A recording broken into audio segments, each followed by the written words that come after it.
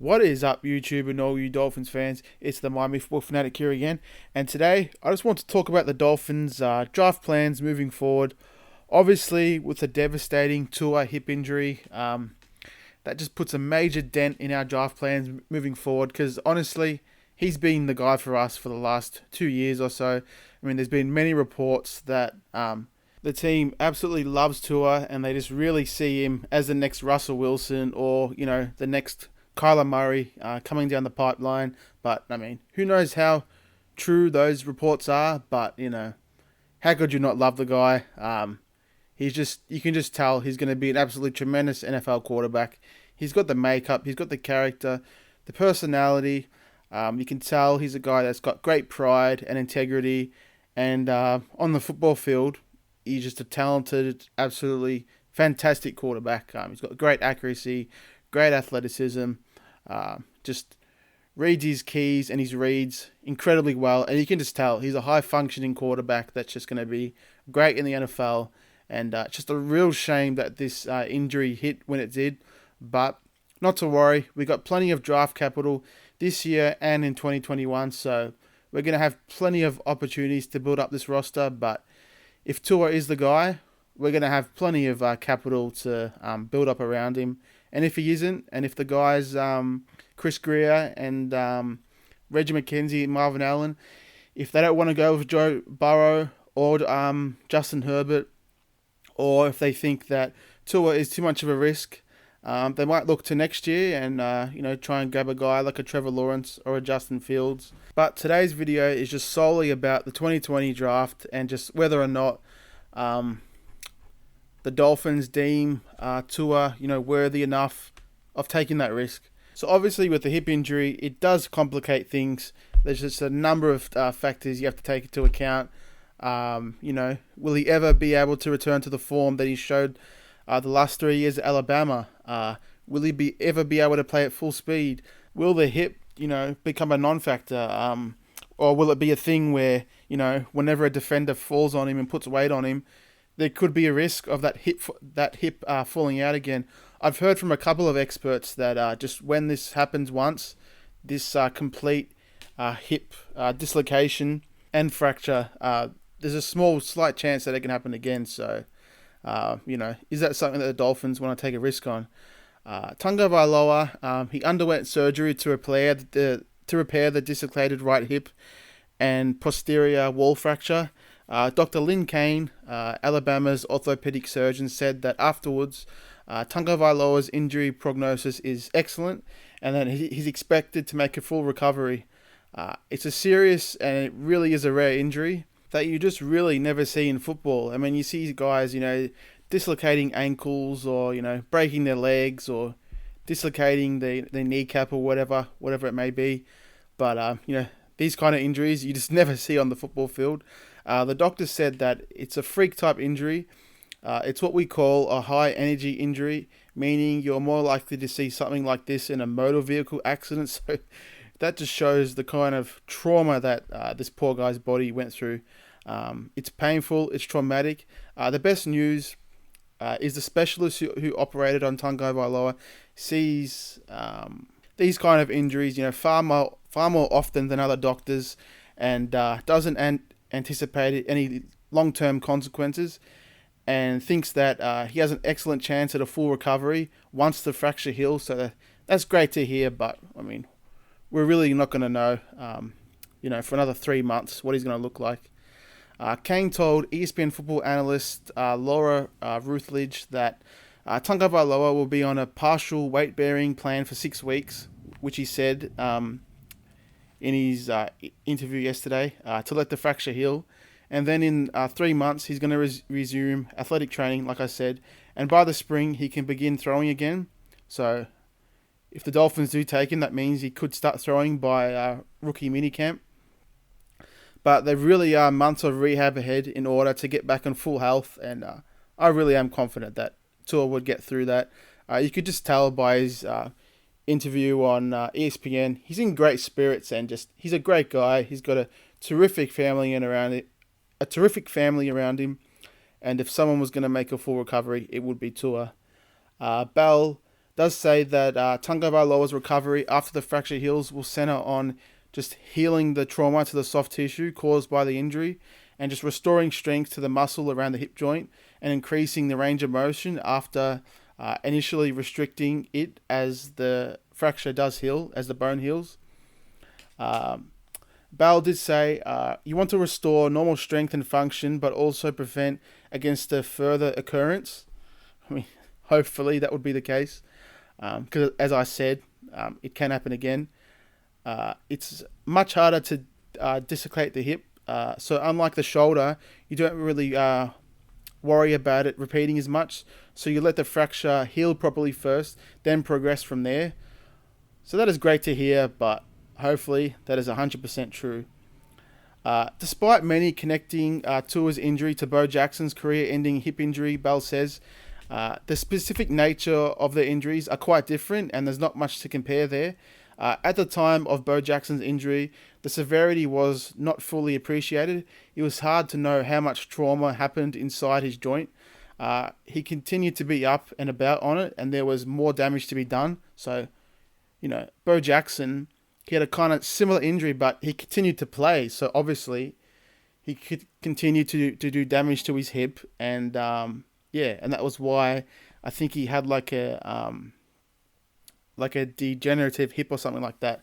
So Tua, as soon as it happened, you could tell he was off the hip. He was, there was no weight on the hip, and everything was done,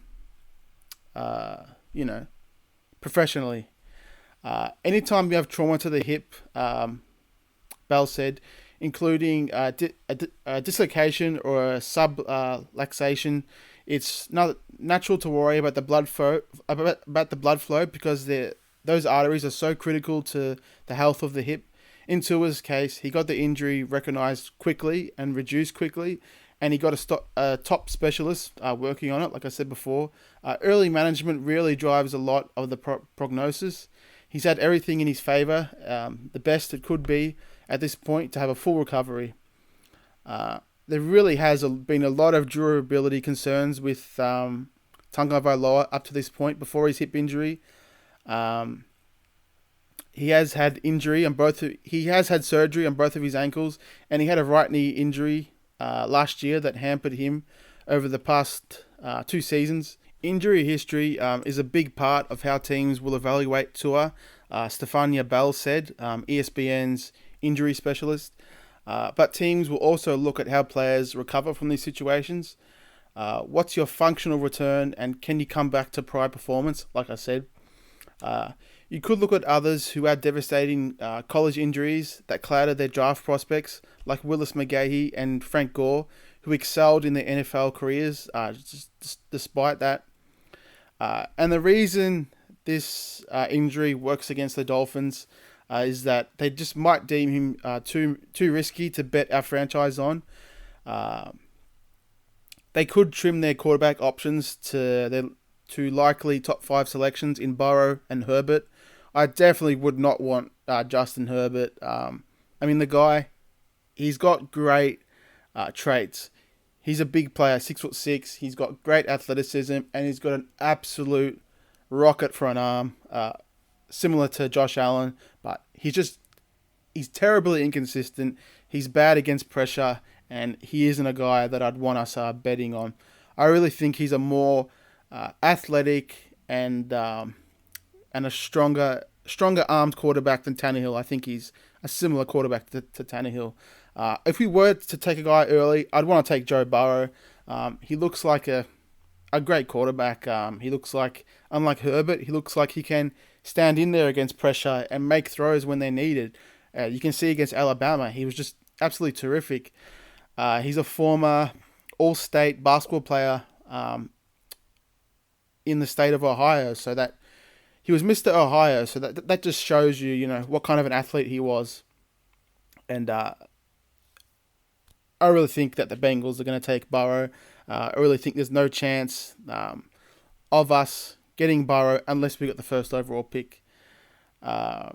We're still a strong contender to draft a quarterback in the first round because going through another tank-like season, it really is unlikely and would be horrible to go through, and this season would be a waste.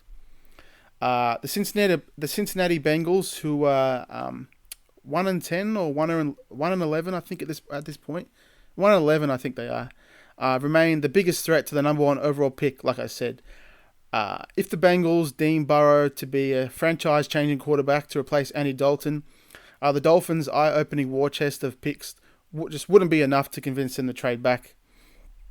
If the Bengals draft Burrow, the Dolphins will have a choice amongst Herbert, an injured Tua, or settling for Georgia's Jake Fromm. Washington's Jacob Eason is another option. Utah State's Jordan Love, a guy who I no pun intended, but I absolutely love his game. He reminds me a lot of Patrick Mahomes out there. I mean, granted, he's no Patrick Mahomes, but just that kind of arm talent and that athleticism. When he gets on the move, just some of the throws he can make with accuracy are just tremendous. It's just tremendous to watch, and I think he'd be great developing with the team for the future. Or Oklahoma's Jalen Hurts would be another possible option, but I don't like Jalen Hurts at all as an NFL quarterback. I mean, he could prove me wrong.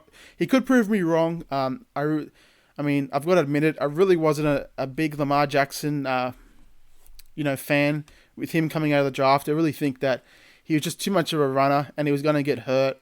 But what you've seen so far, I mean, the Ravens have been absolutely dominant, with their, triple option scheme.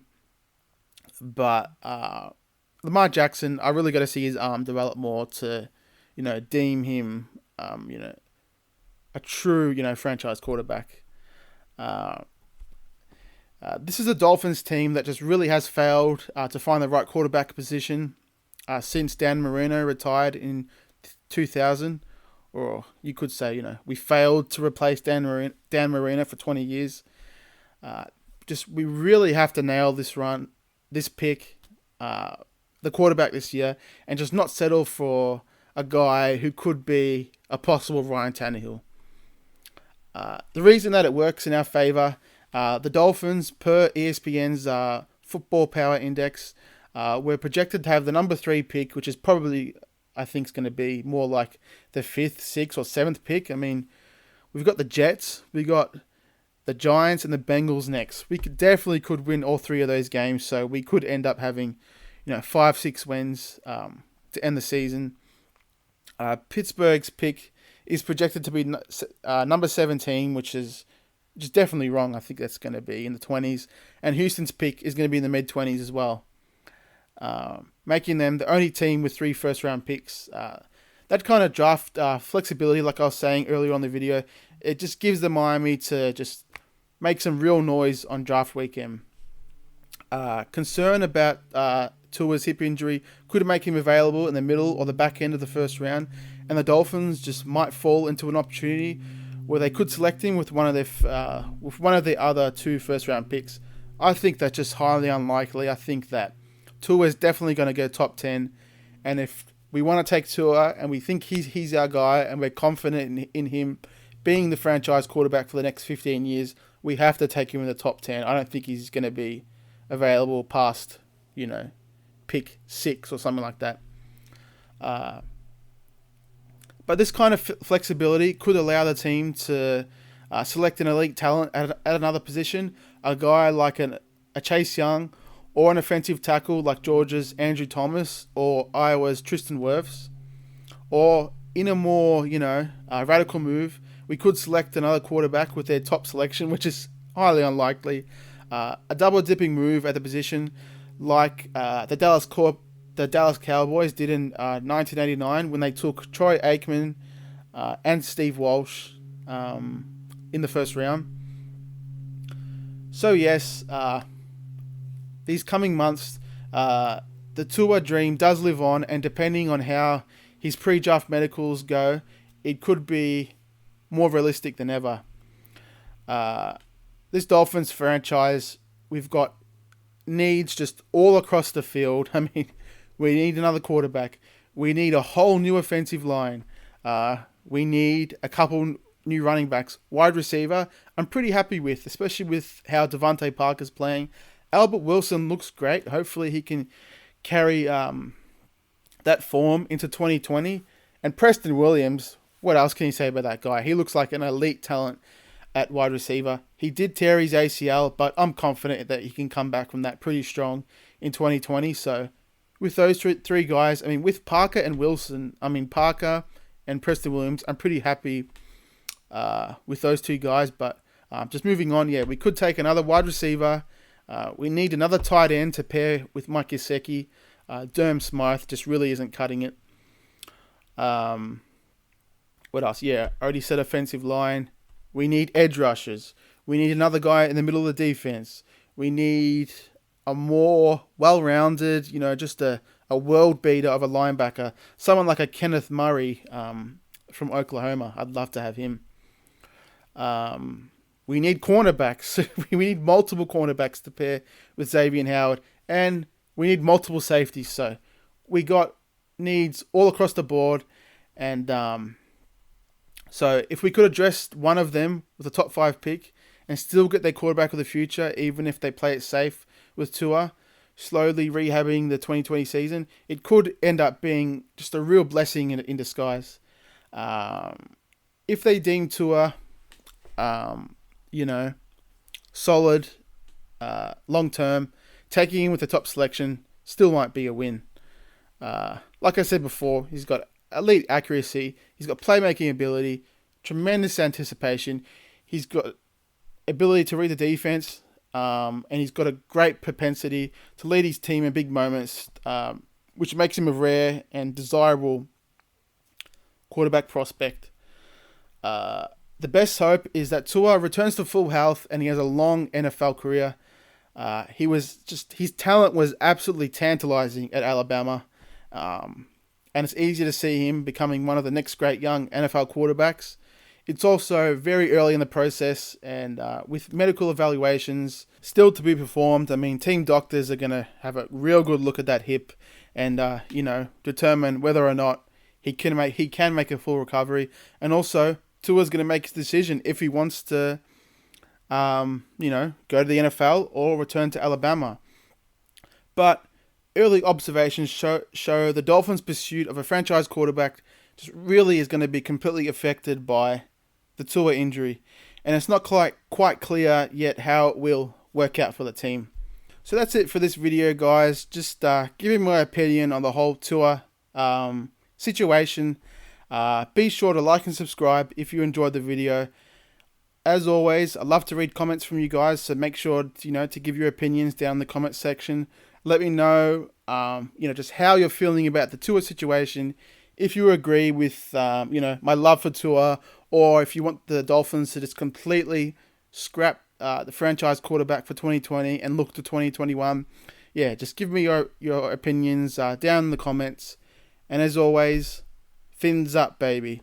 I'm just really looking forward to the 2020 off-season, and it's a bright one for the Dolphins. Things are looking good for the team. We got a lot of draft capital moving forward. Alrighty, guys. Thanks.